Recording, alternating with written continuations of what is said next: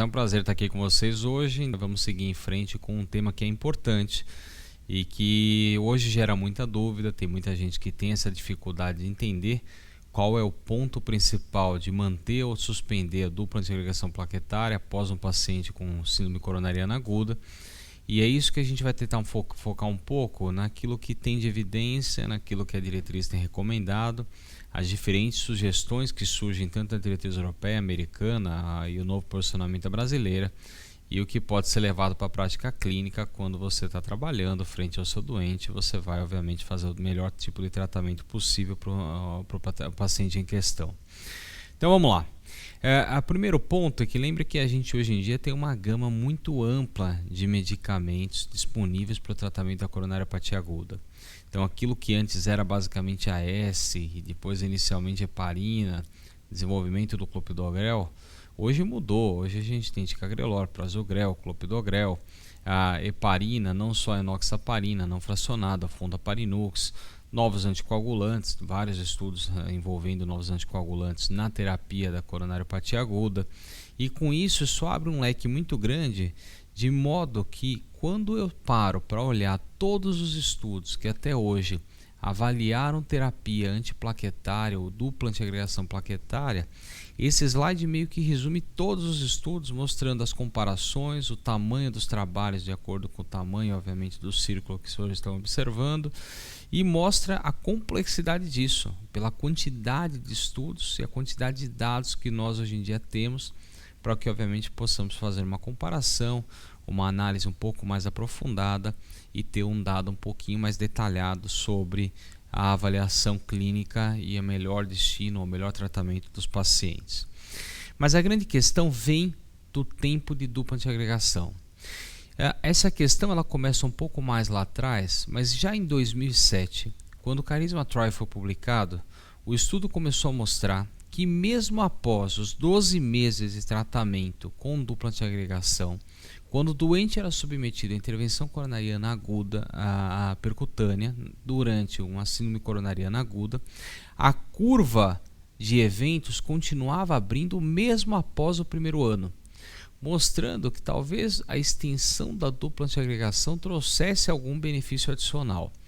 Da onde surge esse dado? Na verdade, a observação que nós temos dos estudos é que mais ou menos metade dos pacientes que infartam ao longo do primeiro ano, após um primeiro evento coronariano, eles infartam de placas coronarianas que numa primeira observação não eram importantes, ou passavam em branco porque não se tornavam significativas ou quase desapercebidas, mostrando que a instabilidade de placa ela pode ser de uma hora para outra, de placas às vezes não significativas, e que a terapia antiplaquetária estendida talvez tivesse benefício nesse contexto e não só pensar na malha. Por outro lado, nós temos um contrapeso nisso, porque hoje em dia com stents de segunda, terceira geração, a chance de trombose de stent tardia é muito pequena e a maioria das malhas já traz alguma segurança importante de que com 3, 6 meses eu posso suspender dupla antiagregação com índice de trombose stent praticamente nulo. Então, aí eu faço a pergunta, qual que é o período ideal para que eu faça dupla antiagregação após um infarto agudo do miocárdio ou após uma síndrome coronariana aguda?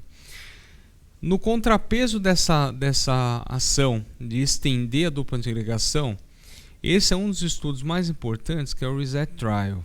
O que esse estudo avaliou? Eram mais de 2.000 doentes. Ele incluiu cerca de metade dos pacientes com síndrome coronariana aguda e ele avaliou numa malha específica de stent farmacológico com os otarolimos se eu tinha segurança de suspender com 3 meses ou se eu era obrigado a levar para 12 meses, obviamente, a dupla antiagregação, avaliando principalmente evento combinado. O que o estudo mostrou? Que nessa malha específica não havia diferença entre a suspensão precoce ou a manutenção. Lembro que não eram todos coronariopatia aguda, metade era coronariopatia aguda, metade era doença coronariana crônica, e lembro que era uma malha específica de stent avaliada, mas mostrando aquele contrapeso que eu disse, que dependendo do tipo de stent, eu tenho uma certa segurança de tirar. Esse outro estudo é também um dos estudos principais, inclusive um estudo brasileiro, que é o Optimize, que também avaliou uma malha de isotarolimos específica, pouco mais de 3.000 doentes, e que também fez a comparação de 3 com 12 meses de dupla antiagregação com clopidogrel. e tentou mostrar, em termos de não inferioridade, obviamente evento combinado, se havia diferença entre os dois grupos. Igualzinho ao Reset Trial mostrou, não havia diferença e não há inferioridade quando eu mantenho por 3 ou por 12 meses, ou seja, prolongar por mais tempo ou não fazia grande diferença. De novo, boa parte de pacientes coronarianos crônicos, não agudos, então uma anatomia de placa, uma instabilidade de placa e uma inflamação de placa é diferente, mas mostrando que esse tipo de stent, nesse contexto desse doente, não causa diferença entre a suspensão precoce ou a suspensão tardia. Quando eu mostro esse tipo de coisa aqui, muita gente olha e fala, então eu vou tirar o antiagregante sempre precoce. Então eu vou sempre suspender precoce e eu não tenho por que prolongar, fazer o doente gastar dinheiro, expor o doente a risco de sangramento e assim por diante. Não. Aí vem os estudos que pesam para o outro lado, né? E pesam naquela continuação e naquele racional em que eu falei que as placas estabilizam mesmo sem o stent presente. E o infarto, muitas vezes, durante o primeiro ano ou mais após um evento primário agudo, ele acontece por causa de outras placas e não por causa necessariamente de uma trombose de stent. Um dos primeiros estudos e um dos mais importantes que avaliou isso foi o DAPT Trial. O DAPT ele incluiu quase 10 mil doentes, foi um estudo multicêntrico e incluiu pacientes que fizeram angioplastia, né? A grande maioria não era coronariopatia aguda, e ele não contava só com uma malha de stent, mas várias malhas de stent envolvidas. Aí, faço um parênteses, tem stent um pouco mais aprimorado e mais recente de segunda geração, mas tem stent de primeira geração também, que a chance de trombose obviamente era maior.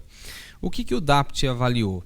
Ele fazia dupla antiagregação plaquetária por 12 meses em todo o mundo e depois ele randomizava o doente por mais 18 meses até completar 30, ou mantinha o antiagregante ou mantinha placebo. Lembro que o antiagregante na quase totalidade era o clopidogrel que estava envolvido, e aí ele foi testar, obviamente, o endpoint primário com evento combinado e o endpoint secundário, principalmente a questão de sangramento. O que ele mostrou para a gente? Que houve sim, após a suspensão com 12 meses, uma abertura de curva e nesse tipo de malha de stent específico, um aumento da taxa de trombose de stent naqueles doentes que eu suspendia a dupla antiagregação. Vejam que parece que a curva abre no momento inicial e depois ela praticamente se mantém paralela daí para frente. Pesando sobre isso, também houve uma abertura de curva e houve uma redução de evento combinado naquele grupo que eu mantive a dupla antiagregação estendida por até 30 meses, mostrando que talvez tenha benefício naquele contexto das placas, como a gente comentou, e em parte também associado à trombose stent que a gente mostrou no slide anterior. Só que eu paguei um preço. Então, em quase todos os scores de sangramento, seja Augusto ou BARC, houve aumento das taxas de sangramento, em quase todos significativo, mostrando que eu aumento, eu aumento o tempo de dupla antiagregação, mas eu pago um preço por isso, porque eu vou ter muito mais doentes sangrando por um motivo lógico, que é a terapia continuada e a exposição a mais tempo à ação antiplaquetária um pouco mais intensa.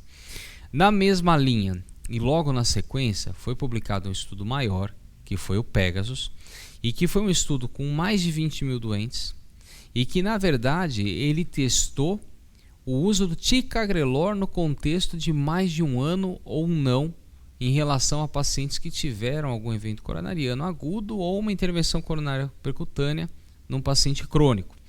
Como é que era o desenho do estudo? Ele pegava doentes que tinham recebido pelo menos um ano de dupla antiagregação ou pelo menos um ano do último evento, tinha alguns fatores de risco adicionais e ele randomizava, continuava com placebo, ticagrelor dose usual de 90 mg 12 em 12 horas ou ticagrelor 60 mg 12 em 12 horas e seguia até em torno aí de 30 a 33 meses para ver o que acontecia com esses pacientes. Esse estudo mostrou exatamente o mesmo resultado e a mesma diferença do que o DAPT tinha mostrado com o clopidogrel. Ou seja, em qualquer uma das doses do ticagrelor houve redução sim de evento combinado a partir do momento que eu suspendi a dupla antiagregação ou mantive a dupla antiagregação por mais tempo. Ou seja, manter dupla antiagregação com ticagrelor além de um ano reduzia sim evento combinado nesse grupo de pacientes pós uma intervenção percutânea. Quando eu olhava para subgrupos, vejo que os subgrupos que mais se beneficiavam, os doentes com menos de 75 anos, o doente mais jovem, o paciente que era infarto com supra, né? Por quê? Entra no contexto do mais jovem talvez sangrar um pouco menos, mais uma suposição, e entra no conceito de que o infarto com supra tem mais inflamação, mais instabilidade de placa, mais trombo, e é um doente obviamente que preocupa mais, é muito mais crítico e pode gerar muito mais lesão. O que reduziu? Basicamente infarto. Então, nos eventos combinados todos, a diferença significativa foi na taxa de reinfarto. Eu tive muito menos reinfarto quando eu estendi a terapia. Vejam, não muda a mortalidade isoladamente, mas muda a taxa de infarto isoladamente sim. A mortalidade ela ficou em cima do muro, mas não foi significativo do ponto de vista estatístico. Paguei o preço de novo? Paguei. Igualzinho o DAPT Trial mostrou.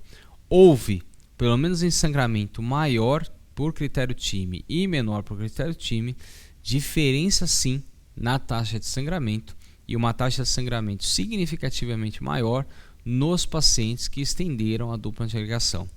Aí vem a grande pergunta, o que eu faço então?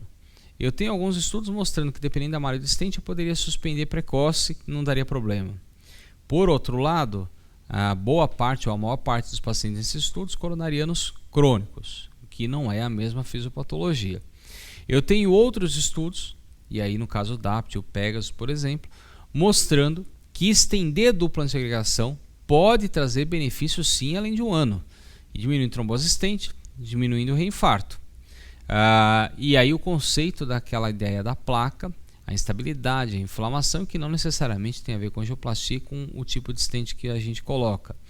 Mas, ao mesmo tempo que parece que a extensão da dupla antiagregação é uma boa ideia, eu tenho também uma taxa aumentada de sangramento. E a dúvida, eu devo realmente fazer ou não devo? O ideal é que não se faça tudo simplesmente olhando para o doente e tendo uma suposição subjetiva, mas que eu tenha um dado objetivo que eu compare, coloque num score, coloque numa tabela e saiba qual é o doente que eu posso realmente aplicar isso ou não.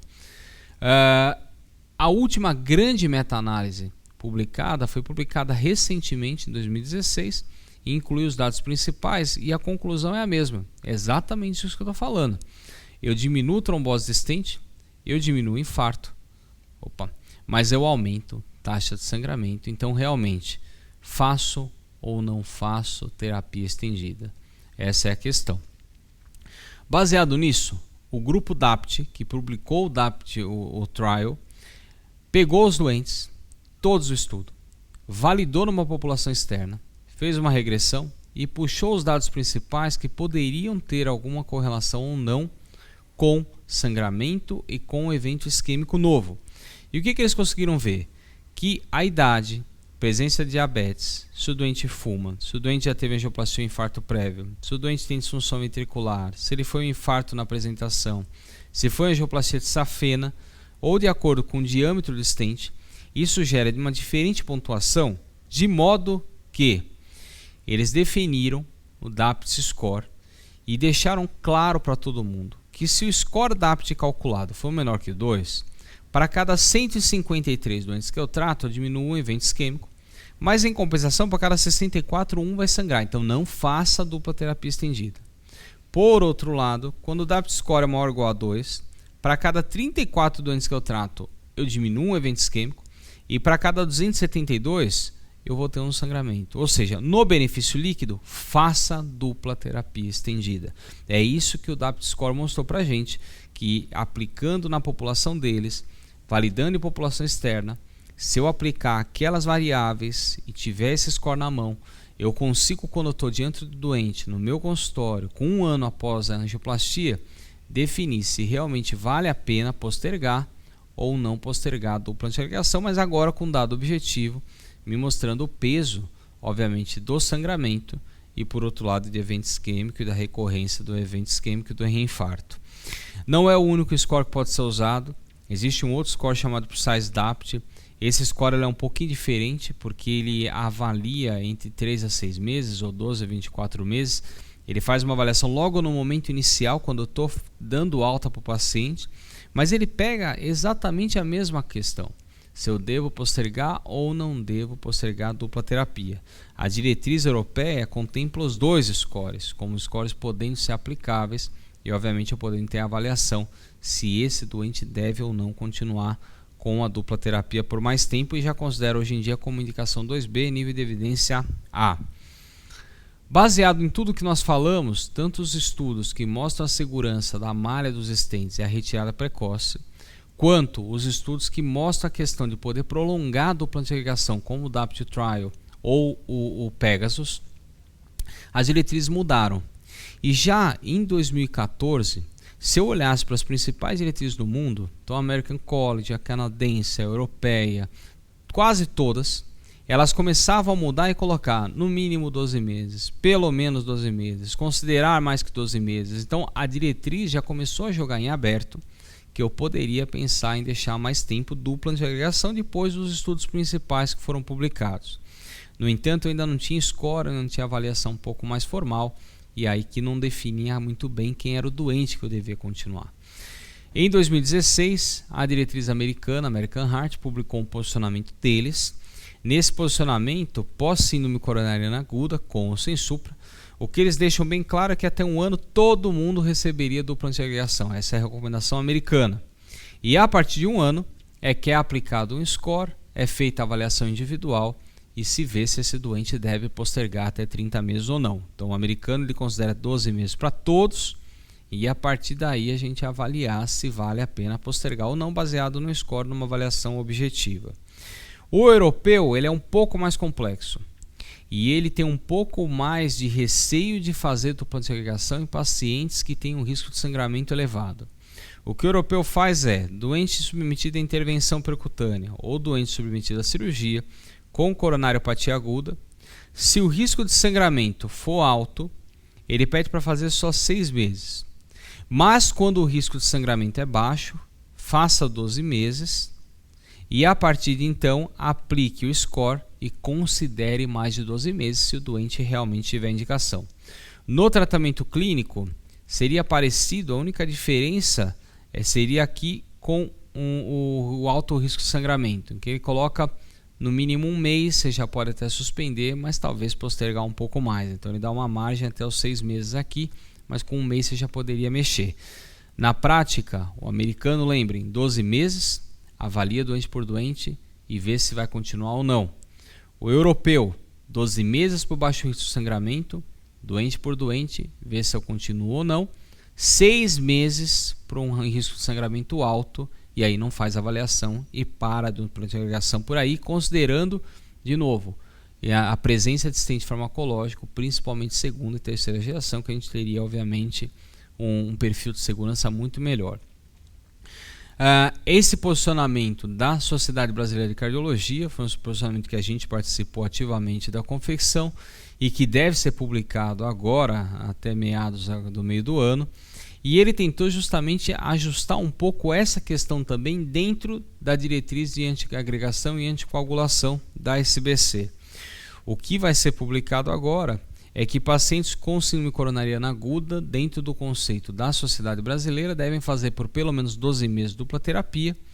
Casos específicos em que o risco de sangramento seja muito alto, pode-se até considerar por um período mínimo de 6 meses, e a reavaliação talvez a suspensão, mas já entra como 2B, nível de evidência A, que pacientes que têm síndrome coronariana aguda, que o risco de sangramento não é alto, quando completam 1 ano, podem ser avaliados objetivamente por um score, ou DAPT score, ou upsize DAPT, e considerar a postergação da terapia de dupla antirregação por até um período em torno de 30 meses. Então isso é o que entra para a diretriz brasileira, baseado em tudo que a gente comentou.